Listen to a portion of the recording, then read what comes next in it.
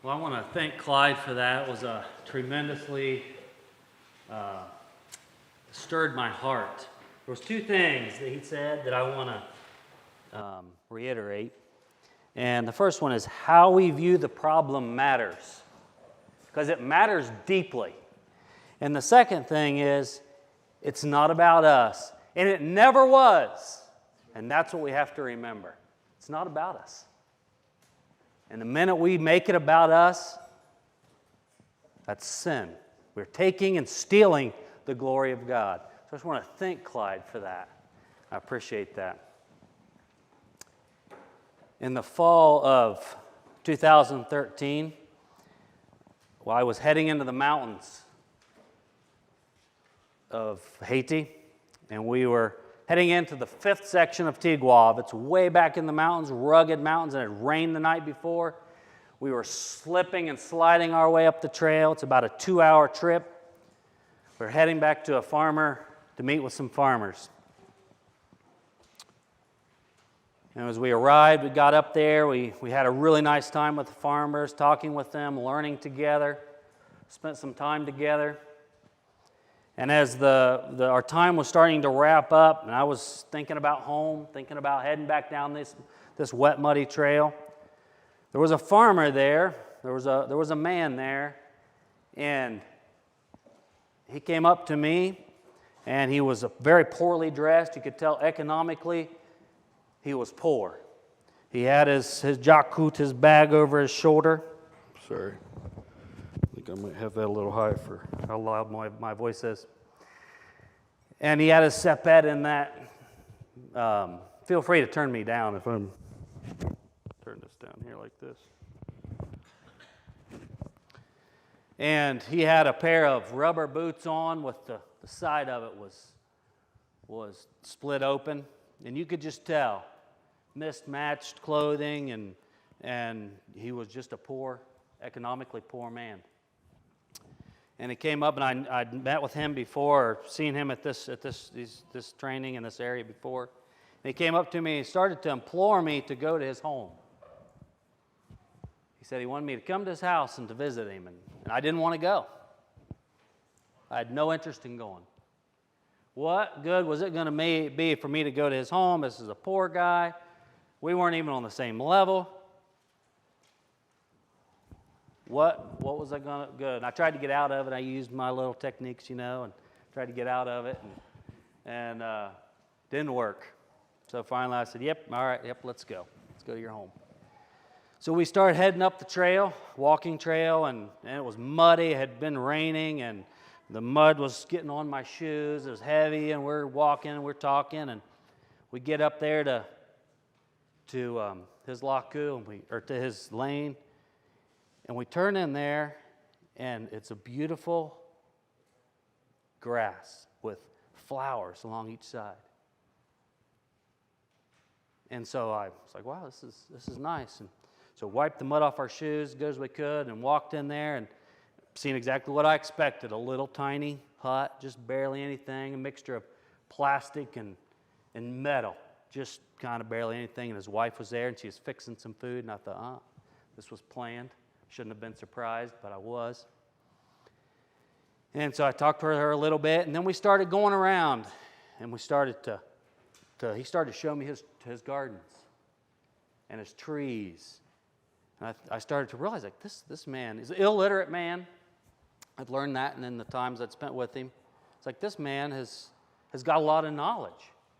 So I started to ask him questions to learn. My attitude started to change. And we went around, we looked, he had pigs over here, and we talked about what he was feeding them and all these different flowers and how to propagate them. And the man was just a wealth of knowledge. We talked about seasons and the moon phases and when to plant and when not to plant and rainfall and all these sorts of things. And finally lunch was ready, and so they put me in the house, or the shack, on the bed. It was a twin bed, and very poorly constructed. And I looked up, and there was a bit of plastic hung over the bed. I don't know how many people have been in that kind of a home, but that's just to keep the water off the bed. It's just understanding the roof's going to leak. let's just keep it off the bed. And so I sat there, and they brought me this plate of food, and they brought me this cup of juice, and I sat there, and then they left me alone. That's an honorable thing. I don't like it. I like to talk while I eat, but that's the way it is in that context. And sorry if I get emotional. But I sat there, and I looked at that plate of food, and a big old chunk of chicken on there. They'd killed a chicken for me even. And I looked up at this terrible shack, and God smote my heart.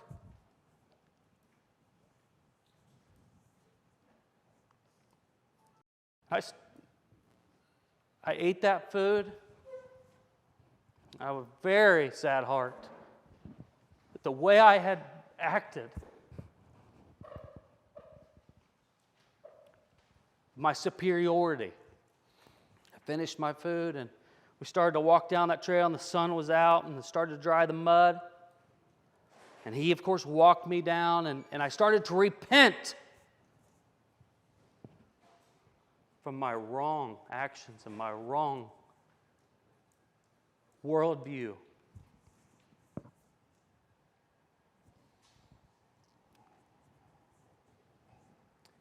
How do you view the farmer? How do you view the people that you work with? Do you have a right view of him or her?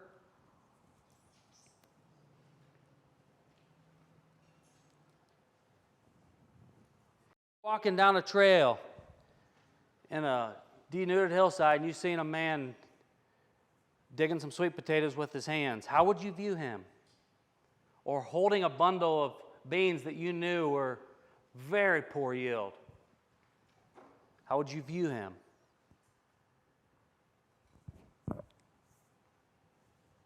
What are your first thoughts?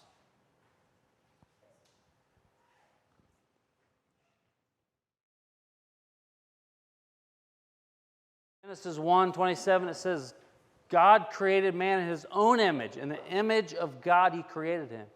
Male and female, he created him. I don't even understand that all the way.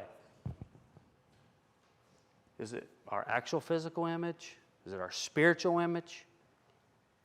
Does it matter? Maybe it's both. God created that farmer. God created that person that we're talking to in his image. It's a God-given dignity that each person has, that God has put in them. Not a person, but God himself. Do I really believe that? Do I believe that that farmer or that person was created in the image of God? And I use the term farmer interchangeably. I like the word farmer. I just like to use the word farmer. It means a lot of things, but you can put whatever you want. You can put client, you can put whatever. I was listening to a talk by Pete Unseth the other day, and he had a quote I really liked. It said, prioritize people and process over product and progress. And I thought about this for a while. It's so much easier to prioritize progress because it's easy to see. It's easy to measure. We can write nice reports about it. And it looks nice, and people like it, and it motivates us.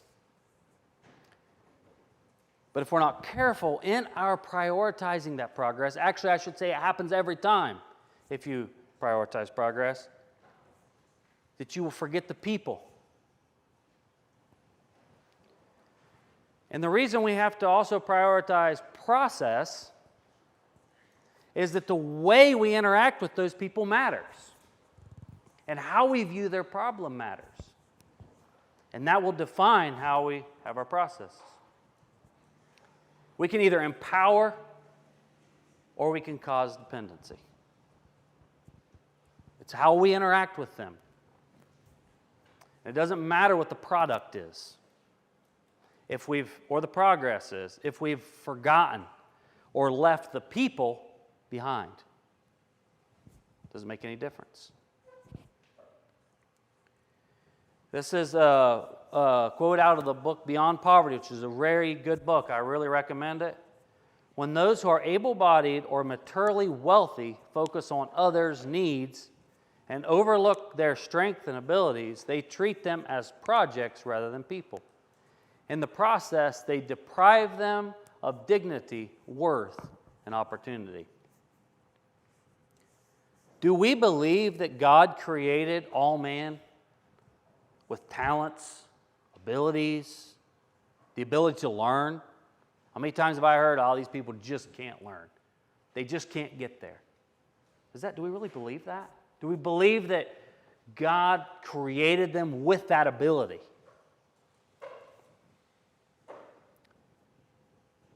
Our view of the farmer matters because it defines how we look at him, how we look at their value. It defines how we converse with them, all of our interactions, how we design learning opportunities, and just our overall general relationship. If we do not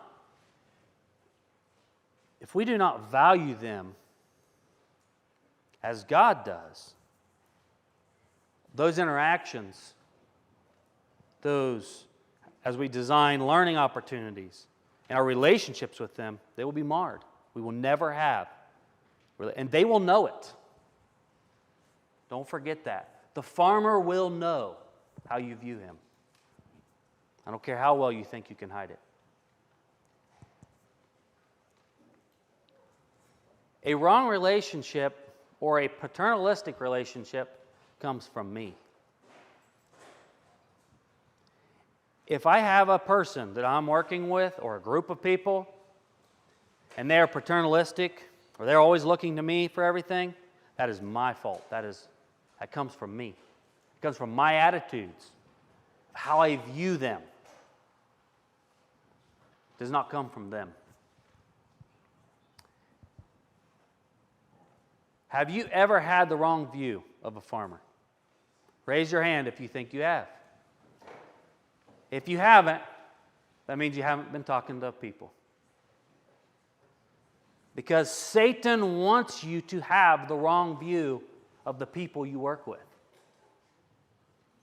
Because he knows that if you do, you will not be able to have the relationship, the deep relationship, the meaningful relationship with him. Subtle things, little things can enter our minds to distort that, these superiority complexes.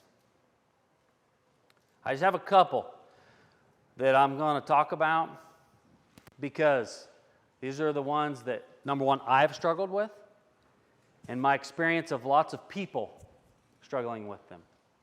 This is not a complete list. We only have, I don't even know how many minutes, but.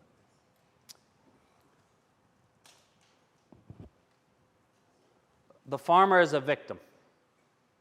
And a lot of farmers think of themselves as a victim. Remember, you can put whatever you want. You can put a person or whatever in there for farmer. So if we're looking at farmers, an often thing is the farmer is a victim. They cannot change their circumstances. Circumstances are totally out of their control. They can't help themselves. The resources that are just not there, and don't mind me if things are spelled wrong, the farmer doesn't have what it takes. Like the farmer doesn't have what it takes. And a lot of farmers think of themselves as victims. They blame a lot of things. The spirits, the government, their neighbors, the weather. Actually, we have that in the U.S. Anything. There's all kinds of things. The farmer is blaming. They are the victim. They are the victim. And we can also view them that way. Like they can't. Look at their soil. Look at what the hillside they have to farm. Look at the whatever. You want to blame. All kinds of things. They are the victim. One other thing that I often see, or in myself and in others, is I'm coming. I'm here to fix the problem. I have the solutions. I have the resources, and that makes me right. They need because they can't learn.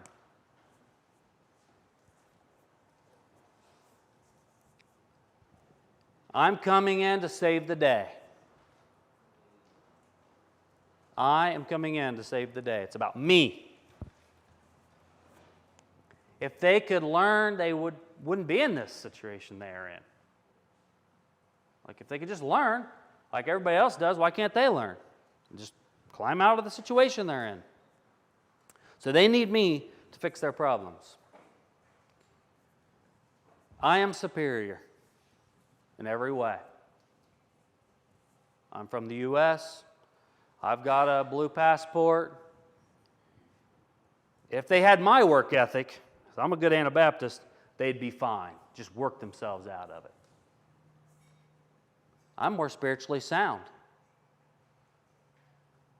I can read. That simple thing. Does that give you a superiority? And I have high levels of education. Have you ever had any of these thoughts? I think it's wise that we search our hearts as we interact with people. Let's look at the opposite of these. The opposite of a victim is the farmer is a steward. God has placed them there. God has given him talents. God-given talents. And he is created in the image of God.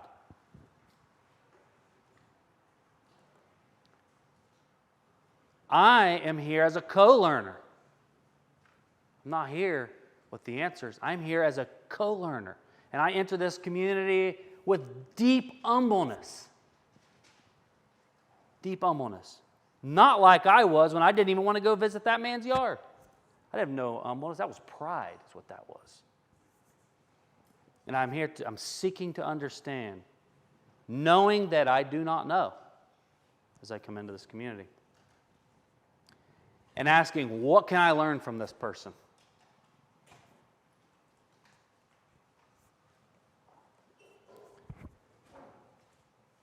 There are God-given, remember, this is the opposite.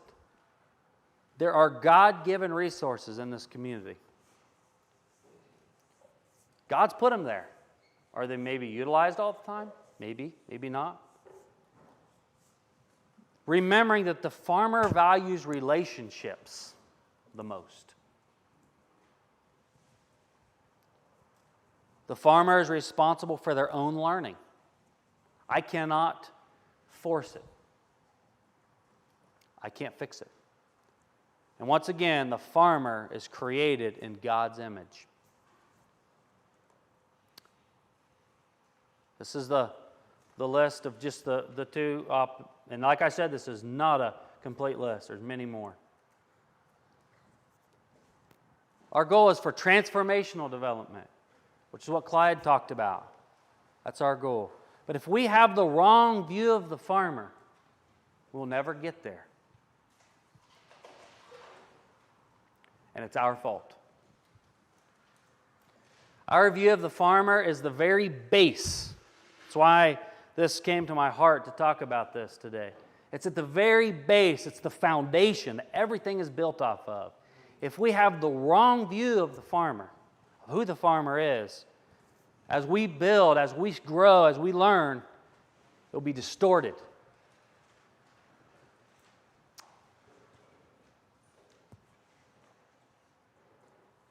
The beliefs about or view of the farmer defines how we interact with that person, which defines how we develop learning opportunities, all the learning opportunities.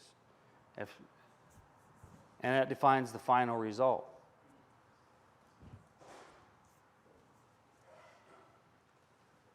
Since this is an sustainable agriculture solutions, who can tell me what this flower is from?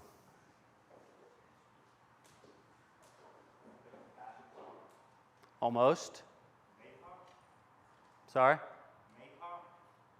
I don't know what that is. Nope. Nope. This is the giant granatadilla. I want to tell you a story about this flower to end. A couple years ago, I was walking in some gardens, and I seen a trellis. A giant granadilla, by the way, is a fruit that's about this big. Grows on a vine, and it's in the same family as the passion fruit. I was walking in some gardens, and I seen this trellis with this plant growing on it, and I didn't know what it was. I was immediately curious, and so I talked to the farmer and was asking him, what is this? So he told me what it was in the Creole name, and I was like, well, what kind of fruit does it give? It had one fruit on it, about this big, and I was asking about the fruit, and he was telling me all about it. I asked lots of questions about how it grew, why it was trellised. I'd never even seen this before. It was just a couple years ago. And so as we looked at it, I noticed that he had piled up a lot of manure around the base of it, and he had wood ashes on there, so we talked about that. And then I noticed that the flowers on this is probably one of the most beautiful flowers I've ever seen, but they're only open for a few hours. They open, and by about 2 o'clock in the afternoon, the first day, they close. And if they're not pollinated, by the next day they'll fall off. So underneath this trellis was just a lot of flowers. They were falling on the ground. I was just asking about it. He said he didn't know why. He doesn't know why it wasn't producing more. It said it just does one here, and then a few months later it'll do another one. But they have pretty good economic value, so it made sense to him to grow them, I guess. And so I was curious, and I went back to town. I started asking around about this fruit, and found somebody that had some, and begged some off of them, and brought it home and ate it and enjoyed it. And I took all the seeds and I planted them. Now I'm going to tell you this. The reason I'm telling you this story is I want God to be glorified, nobody else. But I want you to understand the blessings of having the right view of a farmer and his abilities to learn and being created in God's image. And so I planted some of them, and they grew, and I thought, I was pretty sure it was a fertility thing. I was like, I could figure this thing out because they had good economic value. And so we grew them, and same thing.